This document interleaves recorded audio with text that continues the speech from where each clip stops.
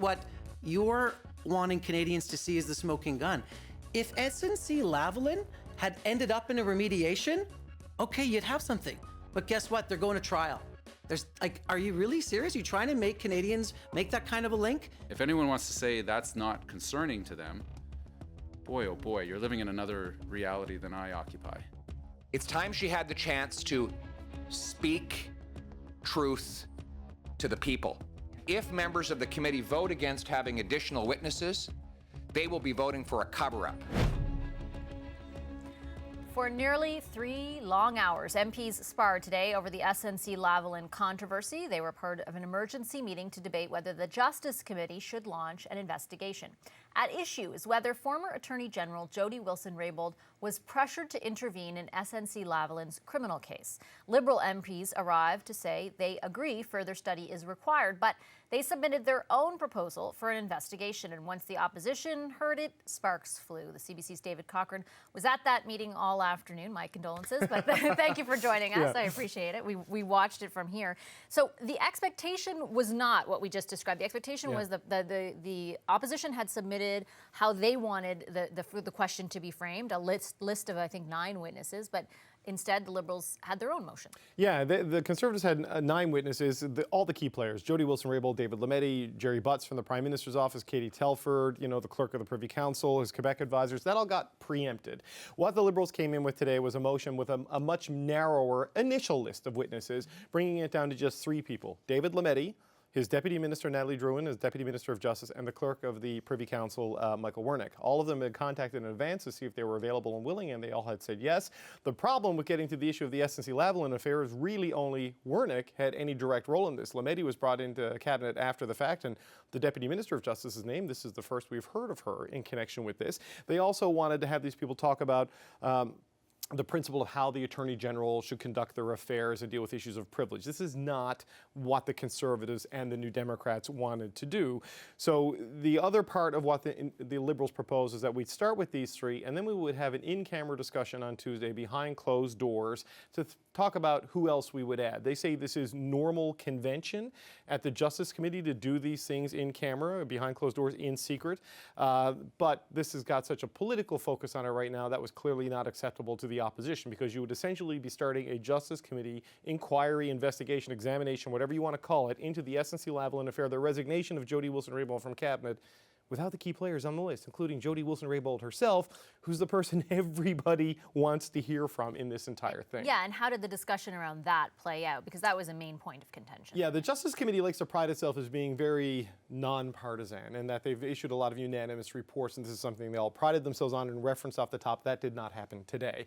Part of the reason was, I think yesterday, Andrew Scheer on Twitter was sending out the contact information of all of the Liberals on the committee, trying to pressure them to support his 9-witness motion, and then the Conservatives swapped in some heavyweights, hard hitters like Lisa Raitt and Pierre Poilievre, who Poilievre in particular tends to rub sandpaper in the face of the Liberals at every opportunity, and they react to him. So they got very partisan as well. So every motion, every vote, every amendment broke down on partisan lines. 5 Liberals, 3 Conservatives, 1 New Democrat, including Nathan Cullen's attempt to amend the initial witness list. Not the 9 the Conservatives wanted, not the 3 the Liberals started with. He wanted to expand it to 6. So in addition to Lametti, the clerk, and Lametti's official, he wanted to bring in Jody Wilson-Raybould, he wanted to bring in Jerry Butts from the Prime Minister's office, and he wanted to bring in Mathieu Bouchard, the Quebec advisor, who met extensively with SNC-Lavalin. That was voted down as well. So the opposition had their say, the government got their way, and they are going to get their in-camera hearing on Tuesday where they'll discuss who to bring in. Yeah, I just wanted to touch on that briefly. So what happens now for those of us looking at this? Where does it go from here? Right, so it ended with another defeated opposition motion to call for the Prime Minister to immediately waive privilege and allow Jody Wilson-Raybould to testify. So Tuesday at an unspecified time, they will call that, we'll have that scheduled. They go in camera to discuss who they're going to invite. Now, the Liberals were offering assurances at committee today that, look, we'll go in camera and whatever decisions we make will be provided, but we want to have these conversations in private so we don't embarrass anybody, we can be frank about this, and none of the grandstanding we're seeing here today will happen then. Here's the issue with going in camera on this. The only decisions that get recorded are positive decisions. So if they vote to bring in, say, Jody Wilson-Raybould, they will tell us that. If the Liberals use their majority to say not invite Jerry Butts or Katie Telford, there's no public reporting of that. So if they vote against something, They don't tell us, only the positive decisions. And given the interest and the calls for oversight here, that's just not going to fly with the opposition at all. All right, thank you, David. The CBC's David Cochran for us on this story all week. So why is the government refusing to call Jody Wilson-Raybould and other key officials to the hot seat, and will the opposition fight to change that? Anthony Housefather is the Liberal chair of the Justice Committee. Lisa Wright is the deputy leader of the Conservative Party and Justice critic. And Nathan Cullen is the NDP's Democratic Reform critic. Hello to all three of you. Thank you for coming in. I appreciate it after that lengthy committee meeting. Mr. Housefather, I'll start with you. Why would your party, your members of your party, introduce a motion that does not include Jody Wilson-Raybould on the witness list? So first, Vashti, we have to start with what the narrative was supposed to be. I've been reading, I've been seeing everybody's. Why isn't Jody Wilson-Raybould on that list? Everybody's been saying the Liberals would not support any kind of motion. We supported a motion. We supported a motion for the very study that the opposition parties were asking for. We provided a list. The very study. Well, yes, actually, we're looking. A study defined by your party. A study defined by our party that's very similar to what was requested, a review of the interaction between the Office of the Attorney General and other government officials. It's actually very similar. And so when you come to why we didn't include her initially on the list, we put down 3 names of people that we were told, Mr. Bossino's office verified, would be able to come. So that's what we did. We went through the original list, we put 3 names, and we said, and all other witnesses will be determined by the committee at a meeting on Tuesday, which is how we always do our witness selections at the Justice Committee. If it's so similar, why not just use the opposition's motion? But it's not. There's other things in it. We added in, for example, a study of the Shawcross Doctrine, which I think is important because Canadians don't understand that it is normal for the Prime Minister's office and the Office of the Attorney General and the Attorney General herself to have robust conversations. People are trying to make things out to be sinister when they're actually normal in the course of government. And I want people to understand where that line actually is, and then we can study specifically if that line was crossed in this instance. How are you going to know where the line is in this case without talking to Jody Wilson-Raybould? Okay, so what I've said from the beginning is our witness list is not exhaustive. But there's no commitment to calling her before the committee. There's not a commitment at this stage because Jody Wilson-Raybould, though a very important part of this case, has the issue of solicitor-client privilege, cabinet confidentiality, and we're waiting to see what Minister Lametti recommends with respect to the request by the Prime Minister to review it. And I'm not sure that we would want to call Minister Wilson-Raybould or the former Minister Wilson-Raybould in the event she can't speak to the issue. So I'm not closed to it. But right now, we're not saying no and we're not saying yes. Ms. Wright, does that make sense to you that perhaps we don't know whether or not Jody Wilson-Raybould can speak freely because of solicitor-client privilege, and we don't know if the Prime Minister will waive that? So should the committee wait to know that before deciding? Well, what we know is that Jody Wilson-Raybould has resigned from cabinet. She's retained counsel, and she's determining how she's going to be able to come out and speak herself. So clearly she wants to speak. And she wants to say something, and we want her to have the opportunity and the forum to do it. And we think the appropriate place would be in the committee. But we didn't receive any comfort or any kind of help, Anthony, in terms of knowing that we're going to be having Jody Wilson-Raybould appear. And if not, the purpose, it's not about whether or not we're going to do a study of the Shawcross. What we want to know is, did somebody in the Prime Minister's office politically interfere and put pressure on the Attorney General in the matter of SNC-Lavalin criminal prosecution? That's it. That's what we want to get to. And if they say that we're going to study the Shawcross because we want to build a case to say it's okay to have these conversations, sure, fine, I get what they're going to say, but that's an admission that these discussions happened, and we need to know what the content was. Mr. Housefather, one second. Mr. Housefather did say that he is open to, he hasn't ruled out that Ms. Wilson-Raybould appears before committee. Is that good enough? No. Mr. Cullen? Well, it was such a strange thing. I don't know if you watched it, Vashti, where the Conservatives had a motion. The Liberals brought a motion in as well, and sort of on the fly, I tried to put the two of them together. The Conservatives weren't getting all that they wanted. The Liberals were not going to get all that they wanted. But clearly, someone like Jody Wilson-Raybould had to be on that list, as did Jerry Butts and other people that have been named in these allegations. And the Liberals voted against it, and then said at the committee, we didn't reject her as a witness. And I'd say, well, no, you just did. No, we didn't. We're open to it later. If you're open to it later, be open to it now. We read into the record what the Shawcross, principle is. We talked about all these other legal issues, and we can study them.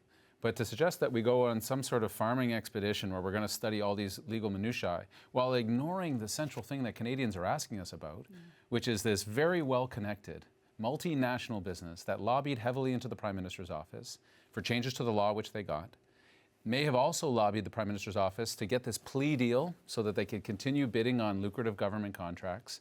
And when the Attorney General then said no to that pressure, she was then fired. Alleged. This is all alleged, but that's what we're trying to prove. So the Liberals kept saying, oh, well, you're alleging these things, but the Prime Minister tells us everything's okay.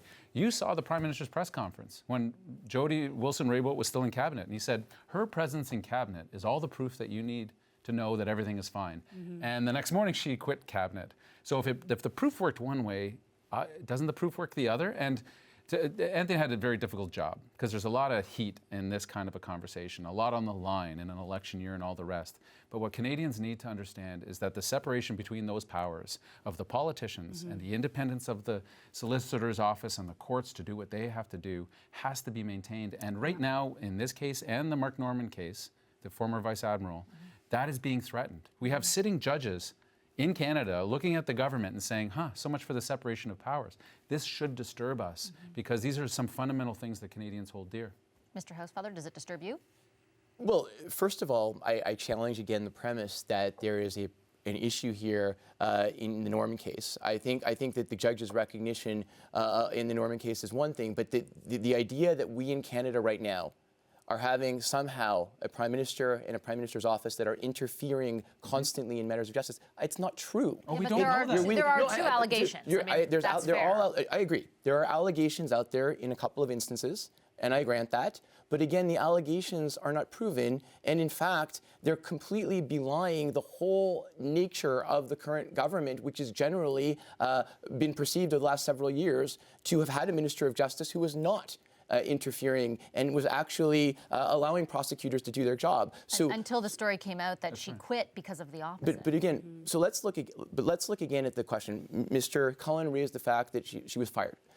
Cabinets are shuffled all the time, as Ms. Raitt well knows. When a cabinet minister is shuffled from one portfolio to the other, it does not mean they were fired. I've never heard in a cabinet shuffle. Sometimes it does. Sometimes it does. Sometimes it does. Lisa can speak to that. But I've not heard that. But I've not heard that expression in a cabinet shuffle. The cabinet ministers are fired, and it's being used constantly because it's trying to frame a narrative. It's a narrative that weaves a lot of disparate facts together to try to make a whole. But Anthony, if this was all made up, why would the ethics commissioner be investigating the Prime Minister's office and the Prime Minister himself? When I woke up to that email from the Ethics Commissioner of Canada saying, I'm opening an investigation into the Prime Minister of Canada and maybe whether he breached our ethics rules again for the second time, Section 9, and Liberals are still telling me there's nothing to see here. That's been the story from the beginning. There's nothing to see here. I don't know how they can maintain that. The big question for me, Ms. Raitt, is I know that there is a debate over the facts and what's being alleged, but at the end of those 3 hours, are Canadians any better off in having a mechanism to find the truth? So it's going to be hard to find the truth when the chair of the committee just sat here and said the Prime Minister's not guilty. And we're saying we'd like to know if the Prime Minister is guilty. No, you're saying the Prime Minister is guilty. You guys, we're all. First of all, we're all starting from partisan premise, You have said right? you believe the Prime Minister, right? Of course, my tendency is to believe the Prime Minister because I come at it from a liberal viewpoint. I am a partisan liberal. She is a partisan conservative. He's a partisan New Democrat. Did that shape the motion that came forward today, then? I think their motion and their dialogue is shaped in one way, and our motion, our dialogue is shaped in the same fashion. So what do Canadians do? Well, that's fascinating. The reason I was always hesitant about the Justice Committee doing the study was because while I know somebody needs to do this, when you have a partisan committee where everybody has their own agenda doing the study, you get into issues like you had today, where you bring in conservatives like Mr. Poilievre that are putting forward all kinds of things. That are narratives that are trying to feed a perception that somebody's guilty. But finish, and then I want to get them to respond. So to me, I agree that our Justice Committee is an imperfect venue. But are we further today? Sure. Everybody was told the Liberals would not do the study. They were told the government would shut it down. The Prime Minister would stop it. There would be a massive cover-up. Now we went ahead. We are doing a study on that very issue, and yet again a cover-up's being alleged. We will never satisfy them. Let me get Ms. Raitt to respond to that, and then Mr. Collins. Certainly. The Attorney General of Canada, as he now is, David Lametti, said on the weekend that there was nothing here to study. So I think it's fair ball for people to assume. They did put forward a new motion. It's not going to give the result that we want, which is getting to the bottom of the allegation of whether or not there was political interference. Is there a possibility when you meet on Tuesday that you could arrive at a conclusion that does provide the sort of fulsomeness of this review that you hoped it would have? My only belief in that is if there's enough pressure that's brought to the Liberals to realize that they have to open up the idea that Jody Wilson-Raybould has to be invited. Mm-hmm. And she will take care of herself, by the way. I'm tired of Liberals speaking on her behalf. Yeah. You make the invitation. She has excellent counsel. She will decide where her boundaries are and what she can and can't say. Mm-hmm. The committee must offer her that opportunity rather than having the Prime Minister speak for her, which he did, and then she showed him that he was not speaking for her correctly. And Liberals were doing it on committee today again. Also to allow the other principal people that met with SNC-Lavalin over and over and over again on criminal and justice issues. Mm-hmm. They're a construction firm. Why were they meeting with the principal secretary of the Prime Minister? We want to know if those conversations, and this is a fair question, you'll grant me, Anthony, those conversations lead to conversations which involve the independent Attorney General of Canada to ask her to allow a plea deal to go ahead. Mm-hmm. These are reasonable. If Liberals then accept her and other key witnesses that were put forward, then clearly it's not a cover-up. But if they continue to deny them the ability to testify, and only their hand-picked folks that are going to say, as Mr. Lametti did on the weekend, without having talked to Ms. Raybould, there's nothing to look at here. I mean, as I've said, the least curious prosecutor in my experience ever doesn't actually ask the person involved and then makes a conclusion that everything is copacetic. Well, we'll have to see how things go on Tuesday. Hopefully we'll see you all back again then. Thank you very much for your time today. Thanks to Anthony Hausfather, Lisa Raitt, and Nathan Cullen. Thanks, Vash. We have to include an invitation for Ms. Wilson-Raybould to speak. It baffles me that isn't the most obvious thing in this entire conversation. If they can put forward a motion that lists witnesses, why can't we put forward a motion that lists witnesses? And let's have ourselves a big group of witnesses. The role of the Justice Committee is not an investigative body. Of course we have the power. The question is whether we want to use the power or not. If SNC-Lavalin had ended up in a remediation, okay, you'd have something. But guess what? They're going to trial. All of a sudden, Liberals want to discuss the intricacies of deferred prosecution agreements. They want us to fall into comas, deep, irreversible comas as they drone on about legal theories. To the comment that we're here to try to embarrass the Prime Minister, he's doing that all on his own. He doesn't need my help. He doesn't need any of our help. Let the record show that anyone who votes against Mr. Cullen's very reasonable amendment is voting in favor of a cover-up. Well, that is just some of what happened at the emergency meeting of the Justice Committee today. They convened to discuss questions around SNC-Lavalin, as you heard, corruption charges and alleged political interference. The committee, at the end of the day, did agree to study this further next week, and it will call at least these three witnesses: the current Justice Minister, David Lametti, the Deputy Minister of Justice, and the Clerk of the Privy Council, Michael Wernick. Though the big question is, will it manage to get any answers, or is it too soon to tell? Time for the Power Panel. Bruce Spence, producer with APTN, joins us from Winnipeg. In Toronto, Amanda Alvaro of Pomp and Circumstance, alongside Melissa Lantzman of Hill and Knowlton, and here with me in studio, Kathleen Monk of Earnscliff Strategy Group. Hi, everyone. Great to see you. Thanks. Hello there. Kathleen, I'm going to start with you. You're thrilled to be alone with me here, I know.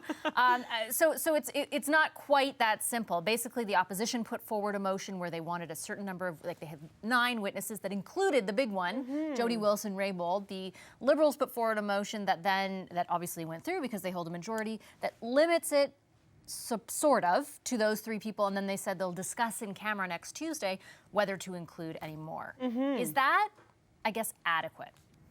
No, they had the floor today. I mean, listen, this was an all-star political player show today. We had the top, we had the deputy leader in terms of Lisa Raitt, we had Pierre Poilievre, we had Nathan Cullen, we had the rock stars, if you can believe that there are such things, but the rock stars of Parliament. They all showed up there with their best lines, with their best research. The committee room was packed. Everyone was tuning in Ottawa at least. We're all snowed in here at home. We're all tuning in on the Parleview channel watching blockbuster ratings. On CBC, and on CBC, of course, all the time.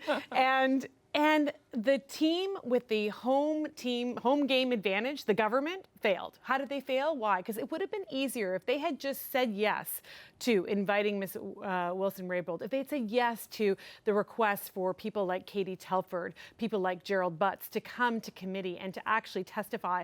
I think that openness, that transparency could have worked for them. I mean, it's still a partisan committee.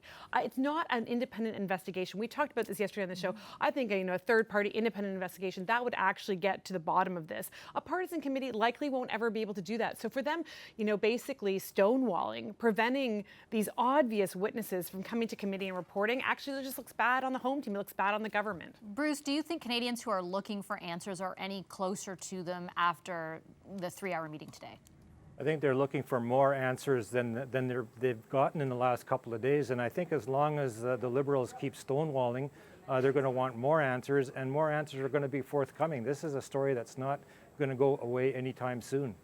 Amanda, what do you make of the debate around who is on that witness list for sure? And to be fair, the Liberals say they're not ruling out Mr. Butts or Ms. Telford or Jody Wilson-Raybould appearing, but they won't commit to it at this point. They'll just discuss it behind closed doors next week.